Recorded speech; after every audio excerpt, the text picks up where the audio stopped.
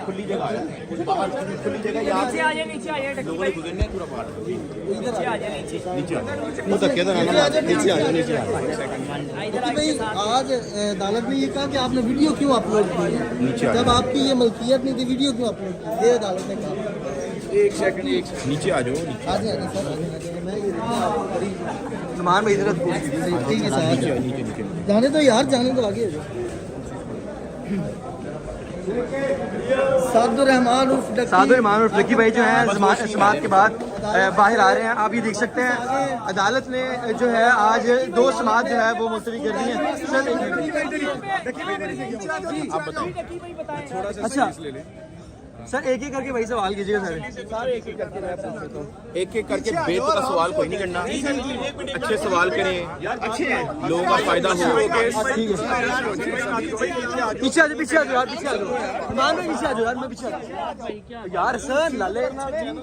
अच्छा साथ बताइएगा कि आपने जो वीडियोस अपलोड की हैं सोशल मीडिया के अपने ऊपर प्लेटफॉर्म के, यार 1 मिनट यार भाई, 1 मिनट, आपने प्लेटफॉर्म पे अपने यूट्यूब पे सोशल मीडिया की जो वीडियोस है वो अपलोड की हैं। अदालत ने आपको ये सवाल किया कि ये जो आपका चैनल है ये अभी NCCI की मलकियत है, आपने वीडियोस क्यों अपलोड की, तो क्या आप दोबारा वीडियोस जब तक अदालत का फैसला नहीं आता अपलोड करेंगे आप? मेरे पास ओनरशिप मेरे पास नहीं है, मेरे पास एडिटर एक्सेस है, वो ओनरशिप के लिए जो है हम इस वक्त फाइट कर रहे हैं। तो वो जब ओनरशिप जो है वो मिल जाएगी हमें कोर्ट की तरफ से, तो हम बेसिकली चैनल के ओनर बन जाएंगे। अभी मेरे पास सिर्फ एडिटर एक्सेस है जिसका मकसद सिर्फ वीडियो अपलोड करना है, उसमें मैं कुछ चेंजेस नहीं कर सकता, उसके अंदर ये कोई मोनेटाइजेशन रिलेटेड कोई इन्फॉर्मेशन आप नहीं देख सकते, तो फिलहाल ये एक्सेस है। अच्छा अगला देखिए भाई आप मुझे बताएं, अब यूट्यूब चैनल आपको कब मिलेगा, क्या कहती है अदालत?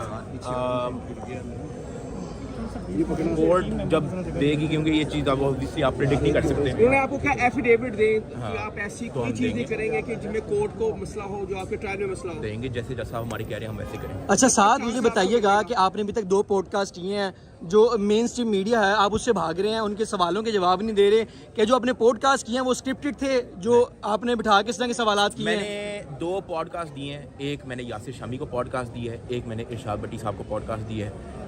यासिर शामी जब मैं जेल में था तो वो मेरी फैमिली के पास आया था, उनका हालचाल पूछने आया था, और वो मेरे भाई का एक छोटा सा इंटरव्यू लेना चाह रहा, तो लेकिन मेरे भाई ने उनको इंटरव्यू नहीं दिया, क्योंकि मैंने ज़िया को मना किया हुआ था कि यार आपने किसी किस्म की कोई वीडियो नहीं डालनी, ना किसी को इंटरव्यू देना है।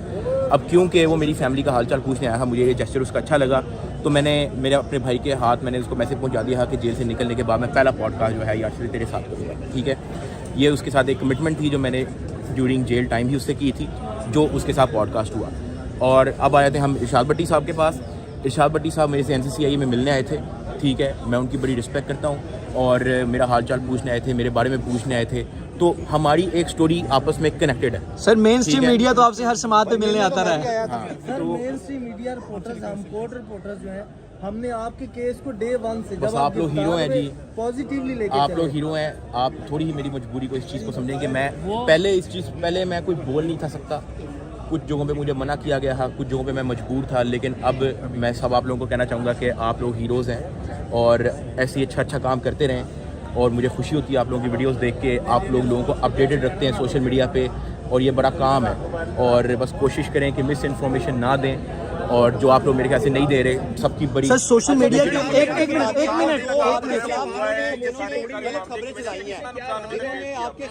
मिनट यार, 1 मिनट के सामने इंटरेक्शन कर रहे हैं, इतनी देर में आपने क्यों नहीं आपने बोले? देखें, एक तो मैं जिस चीज़ से गुजरा रहा था वो मैं थोड़ा सा, एक तो मुझे एंजाइटी भी थी, ठीक है, मैं झूठ नहीं बोलूँगा आपसे, मुझे थोड़ा बहुत घबराहट होती थी एक छोटी सी, कि लोग देख के मुझे थोड़ा सा एंजाइटी होना शुरू हो गई थी कुछ पॉइंट पे, जबकि मैं पहले इस तरह का नहीं था। पहले तो मैं मीट एंड ग्रीट में लोगों में घुस जाता था, पहले मैं इस तरह से नहीं था। मैं अभी पूरी तरह रिकवर तो नहीं हुआ, लेकिन मैं स्लोली रिकवर हो रहा हूँ। अभी भी मैं अपने रेस्टोरेंट नहीं जाता जब रश होता है, तो मैं कहता हूँ जब खाली हो जाएगा मुझे बुला लेना। अच्छा सवाल सर, आपके खिलाफ प्रोपेगेंडा किया है, ये भी कहा कि रूप जितोई जो है वो लकी भाई को एक साथ छोड़ गई हैं, उनके खिलाफ कोई कार्रवाई करेंगे आप? देखें, हर चीज़ का जवाब लोगों को देना ज़रूरी नहीं होता, ठीक है। कुछ चीज़ें होती हैं जो अल्लाह पाक खुद ही लोगों के सामने ले आता है। यही लोग थे जो आज से 3 साल पहले जब मेरी शादी हुई थी, मेरी वाइफ को अलग अलग अल्फाज के लिए इस्तेमाल कर रहे थे गलत, कि ये पैसों के लिए आई है, तो ये है तो वो है। हमने आज तक इस चीज़ को क्लियर नहीं किया, अरूब ने आज तक इस चीज़ को क्लियर नहीं किया। आज अल्लाह पाक ने खुद ही लोगों के लिए जो है उसका एक चीज़ को क्लियर कर दिया है कि वो किस तरह की। अच्छा सर, मेरा सवाल आपसे ये है कि सर आपको एक मिनट सामना करना पड़ा फाइनेंशियली, कितना नुकसान जो है वो आपको हुआ है और क्या इस फायदे से भाई एक मिनट, आपके कुछ सब्सक्राइबर्स भी कम हुए? 2 सवाल इकट्ठे पूछ लिए। अच्छा, फाइनेंशियली एक कितना नुकसान आप हुआ पूछो। हाँ जी, फाइनेंशियली ये सारे के सारे अमर के दौरान जब से आप गिरफ्तार हुए कितना नुकसान जो है वो उसका आपको हुआ है और क्या समझते हैं क्या इससे रिकवरी हो पाएगी? जो टाइम गया है वो तो नहीं आ सकता, लेकिन देखें, फाइनेंशली जो है नुकसान ऑब्वियसली हुआ है, क्योंकि 3-4 महीने कोई काम नहीं किया, कोई वीडियोस नहीं बनाई हैं, ठीक है, कोई चीज़ पे ध्यान नहीं दिया। मेरे घर वालों ने भी अपने काम शाम सारे छोड़ के जो है वो मुझे लुक आफ्टर किया, तो ऑब्वियसली फाइनेंशियल नुकसान तो हुआ है। लेकिन ये है कि अल्लाह का शुक्र है विद टाइम, क्योंकि हमारे इदारे जो है काफ़ी एक्टिव हैं। जैसा मैंने अपनी वीडियो में भी बोला था कि इदारे बुरे नहीं होते हैं, इदारों में अच्छे लोग भी एग्जिस्ट करते हैं, तो वो अच्छे लोग जो है वो इस वक्त साथ दे रहे हैं, तो वो अल्लाह के फजल से और मुझे अपने। अच्छा डक्की भाई, मुझे सवाल आपसे ये है कि आप अदारों की बात कर रहे हैं, आप अदारों की बात कर रहे हैं, आपने कहा कि अदारे जो हैं गलत नहीं होते, लेकिन अदारों में बैठे हुए लोग गलत होते हैं। ये खबरें सामने आ रही हैं कि अदारों में बैठे हुए लोगों ने ही आपको उठाया और उन्हीं ने ही आपको बाहर निकलवाया और उन्हीं ने ही जो है जो स्क्रिप्टेड पॉडकास्ट थे वो आपसे करवाए। ये ऐसी बातें हो रही हैं, ऐसी बातें हो रही हैं, ये अजम्पशन है, ये बातें तो होती नहीं, बातें तो इसके अलावा 100 हो रही हैं, ठीक है, तो लेकिन ऐसा कुछ भी नहीं है। और कि किसी ने आपको स्क्रिप्ट दी हो या ऐसा कुछ, ये बिल्कुल बेतुकी अजम्पशन है, ऐसा कुछ नहीं है। कि आपके वालिद साहब की तबीयत कैसी है, उनकी सर्जरी हो चुकी है? उनका चेकअप हम लोगों ने करवा लिया और अभी उनको एक डेट मिली है, कुछ मेडिसिन वगैरह मिली हैं, तो अभी हम जैसे डॉक्टर के साथ कह रहे हैं उस हिसाब से। एक एंकर ने इल्ज़ाम ये लगाया है कि आप वीडियो के इंटरव्यू देने के पैसे ले रहे हैं। ऐसा कुछ भी नहीं है। जैसा मैंने आपको यासिर शामी और इरशाद भट्टी साहब का बताया, आप उनसे जाके पूछ सकते हैं, ठीक है, 1 रुपया ना किसी को दिया ना लिया। नंबर 2, जब मैं जेल से बाहर आया हूँ, मेरे पास इस वक्त मेरे पास पीटी अप्रूव मोबाइल नहीं है, मैं आपको दिखाता। मेरे पास लिस्ट पड़ी है कोई 1000 ब्लू टिक वालों की, interview, podcast, news channel, morning shows और पता नहीं कौन कौन सी कोलैबोरेशंस। अब क्योंकि उनमें से 70% को मैं जानता हूँ, मेरी उनके साथ अच्छी सलाम दुआ है, या तो मैं सबको एंटरटेन करूँगा या तो मैं किसी को एंटरटेन नहीं करूँगा। अगर मैंने एक के साथ भी पॉडकास्ट कर दिया, जैसा इरशाद भट्टी साहब और यासिर शमी की मैंने आपको स्टोरी दिखा दी कि उनके साथ पॉडकास्ट ज़रूरी क्यों था, ठीक है, इरशाद भट्टी साहब मेरे से मिलने आए और यासिर शमी मेरे साथ जेल टाइम में मेरी फैमिली के साथ मिलने आया, तो वो एक ज़रूरी था। अगर मैंने तीसरा किसी भी बंदे को पॉडकास्ट दे दिया दोस्ती में, फेवर में, तो मेरे से बाकी सारों ने नाराज़ हो जाना है। सर नाराज तो ऑलरेडी स्क्रीन में होके बैठी ठीक है, है, मेरे से बाकी सारों ने नाराज़ हो जाना है। अब ये रियलिस्टिकली पॉसिबल नहीं है, सुने ना, रियलिस्टिकली पॉसिबल नहीं है कि मैं 100 बंदे को 200 बंदे को पॉडकास्ट दे दूँ, बातें रिपीट हो जाती हैं, मैं फिर या मैं सो नहीं पाऊंगा या मतलब कोई और काम नहीं होगा। सुनो, मैं बात को कंप्लीट कर लूँगा, ठीक है। और ये जो आप कह रहे हैं पैसों वाला मामला, ये उनको एक टालने का एक तरीका था। मैंने अपने मैनेजर के ज़िम्मे लगाया था, मैंने कहा भाईजान सबको गोली दे दो, लेकिन इस तरह से गोली देना कि वो नाराज़ ना हो, ठीक है। उन्होंने डायरेक्ट मना नहीं किया, उन्होंने कहा कि भाई वो बिज़ी है, वो सिर्फ जहाँ पे ये हमारी फ़ीस है सूट करता है बता दो। मैंने वो उसको ओके कर लेता ना, हमने एक नई टोपी उसको दे देनी थी, ठीक है। ये उसको टोपी देने का तरीका था, जिस तरह मुझे आपने टोपी दी थी। अच्छा। वो भी सिर्फ इसलिए माइंड नहीं करना मेरे भाइयों, अच्छा, मुझे ठीक ये है। बता दें, आपके जो दूसरे यूट्यूबर्स हैं उनको आप क्या पैगाम देंगे, ये जो जुबे की एप्स हैं, कि आप इनका करें या ना करें? जैसे रजब भट्ट भी पाकिस्तान आ गया, अब वो केसों का सामना कर रहा है, क्या कहेंगे अपने साथी यूट्यूबर्स को? देखें, मेरे ख्याल से कि जिस तरह मैंने अपनी वीडियो के अंदर बोला है कि मैं यहाँ पे कोई भी किसी किस्म की जस्टिफिकेशन नहीं देने आया हूँ और I am simply here to apologise. मैंने अपनी वीडियो के अंदर भी बोला है, मैं आगे उसी पे आ रहा हूँ और लोगों को मैं यही जो है वो रिकमेंड करूंगा कि आप लॉ के साथ चलें, चीज़ों को स्टडी कर लें, कोई भी वीडियो डालने से पहले उसको डबल चेक कर लें, खुद अगर आप नहीं सियाने तो किसी सियाने बंदे से रिव्यू करवा लें। अच्छा साथ एक सवाल है ये कि यूट्यूब चैनल के हवाले से रजब भट्ट के साथ आपकी मुलाकात हुई है, वो पाकिस्तान आए हैं, आपसे मुलाकात हुई है? नहीं, मेरी मुलाकात नहीं हुई, वैसे बस बात अच्छा हुई। साथ यूट्यूब चैनल के हवाले से मुझे बताइएगा कि आज अदालत ने आपको कहा कि जब तक NCCI के पास आपका चैनल है आपने मंडे तक वीडियोस पे अपलोड नहीं करनी, ऐसा है? ये जरा क्लियर कर दें। नहीं, मेरे ख्याल से उन्होंने ये नहीं कहा कि अपलोड नहीं करनी, उन्होंने ये कहा है कि बस उसमें कोई चेंजेस नहीं होनी चाहिए, ठीक है। ये उन्होंने कहा है। मतलब उन्होंने ये नहीं कहा- आज आपको लोग ब्लॉग देखेंगे, उन्होंने ये नहीं कहा कि अपलोड नहीं करनी। ये बताइएगा कि जो यूट्यूबर्स हैं जो नेगेटिविटी मुल्क के खिलाफ करते हैं, उनके लिए क्या पैगाम है, कैसे बोलते हैं? बिल्कुल गलत बात है एक तो मुल्क के ख़िलाफ़ बोलना।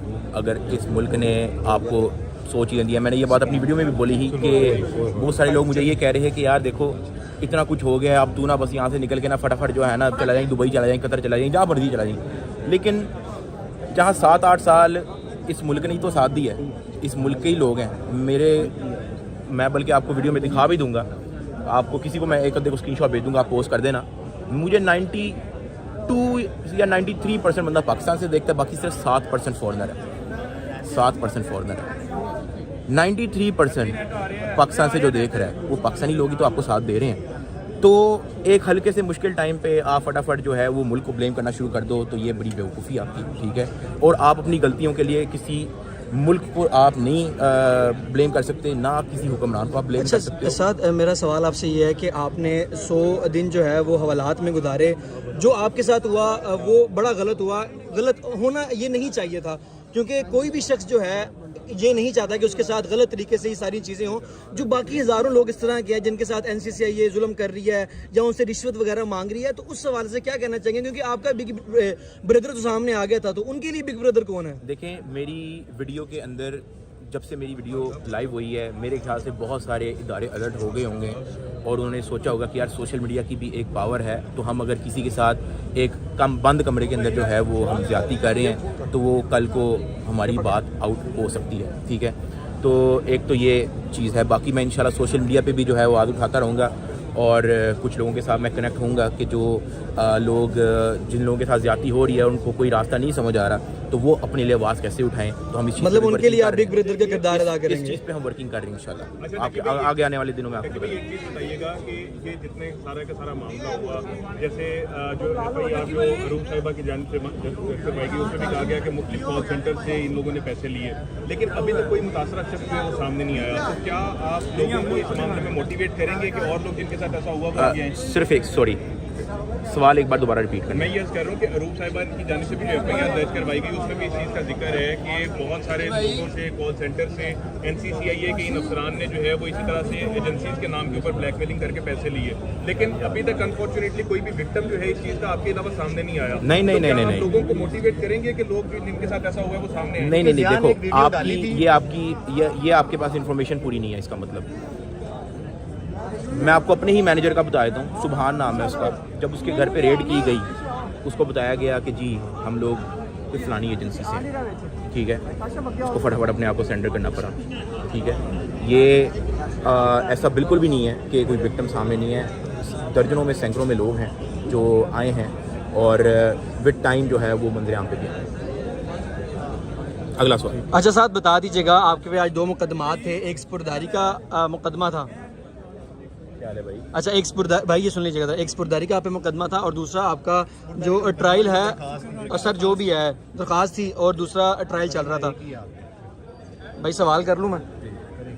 2 मुकदमात थे आप पे, ये मुझे बताइएगा कि जो केसेस हैं इनकी तारीख क्या हुई है दोनों की, स्पुर्दारी का और दूसरा मंडे को जैसा आपने हमें फिर से दोनों की, या एक स्पुर्दारी के अंदर? स्पुर्दारी के ट्रायल में 3 तारीख है, 3 जनवरी 2026, और जो स्पुर्दारी है वो मंडे को है। एक आपकी तस्वीर वायरल हो रही थी जब आप इंटरव्यू कर रहे थे, तो साइड में किसी ने 2 वर्दी वाले लोगों को खड़ा किया और पढ़ा लिखा तबका भी जो है इसको ट्रोलिंग कर रहा है, उनके लिए क्या पैगाम? उनके लिए यही है कि आप सिर्फ थोड़ा सा अपना ज़हन इस्तेमाल करें। तो जो मेरी वीडियो है उसके पीछे सिर्फ प्लेन ग्लास है, ठीक है। जो AI फ़ोटो जिसकी आप बात कर रहे हो आप लगा भी देना, उसके पीछे वाइट कलर का जो है वो एक पूरी दीवार लगी हुई है। उसके बाद जो AI फ़ोटो है उसके लेफ़्ट साइड पे एक दरवाज़ा भी लगा हुआ है। मेरे घर में ऐसा कोई दरवाज़ा नहीं है, तो ये मेरे ख्याल से बस किसी ने शरारत की है, लेकिन वो शरारत जो है वो उसको सोच के करनी चाहिए थी कि कितना प्रॉब्लम हो सकता है, क्योंकि एक अच्छा खासा प्रोपोगेंडा चला था इस फोटो को लेके मेरे बारे में। लेकिन ऑब्वियसली जैसे मैंने आपको कहा, हर चीज़ का जवाब देना ज़रूरी नहीं होता। It's okay. अच्छा, एक सवाल आपसे रकीब भाई ये करना चाहूँगा कि पाकिस्तान इस सरहदों के ऊपर पाकिस्तान की लम्बा हिफाजत कर रही है, चाहे अंदरूनी खतरात हो, बैरूनी खतरात हो, हमेशा जो है बाजे पाकिस्तान सरहदों पर लोगों की हिफाजत करते नजर आई है। लेकिन खास एक सियासी जमात की जानिब से, उसके वर्कर्स की जानिब से मुसलसल बाजे पाकिस्तान पर तनकीद की जा रही है। आपके केस के अंदर भी बाजे पाकिस्तान जो है उसको तनकीद का निशाना बनाया गया और इस केस को भी उसके साथ जोड़ा गया। क्या कहेंगे उस सियासी जमात को और उसके वर्कर्स को कि हर मौका जो है वो ऐसी चीज़ करने का होता है? देखिए, सियासी जमात के चक्करों में तो नहीं मैं पढ़ूंगा, लेकिन जो लोग हमारे कौम की हिफाजत कर रहे हैं मेरे ख्याल से कि उनको अप्रिशिएशन जो है हमें करनी चाहिए और इस चीज़ को एक्नॉलेज करना चाहिए कि वो किस तरह दिन रात बॉर्डर पे खड़े हैं मुल्क की हिफाजत के लिए, लोगों की हिफाजत के लिए। क्योंकि अभी आपने देखा होगा कि जिस तरह वो AI फ़ोटो की वो बात कर रहा, तो ये आप इस फ़ोटो के पीछे एक प्रोपोगेंडा देख सकते हो कि उन्होंने क्यों किया होगा, खिलाफ करने के लिए लोगों को किया होगा, ठीक है, जबकि ऐसा कुछ भी नहीं है जो आप कह रहे हो ना। मैं यार इस मामले में क्या नॉलेज रखूं, बट मैं सिर्फ यही कहना चाहूँगा कि जो फ़ौज हमारे साथ हमारे बॉर्डर पे हमारी हिफाजत के लिए खड़ी है, दे डिज़र्व अप्रिशिएशन। हम उनको बहुत कम अप्रिशिएट करते हैं, ये भी मैं आपको बता दूँ, बहुत ज़्यादा अप्रिशिएशन डिज़र्व करते हैं। दिन रात जो है बॉर्डर की हिफाजत करना, अलर्ट रहना, ठीक है। जब ये इंडिया के साथ भी जब जंग हुई थी,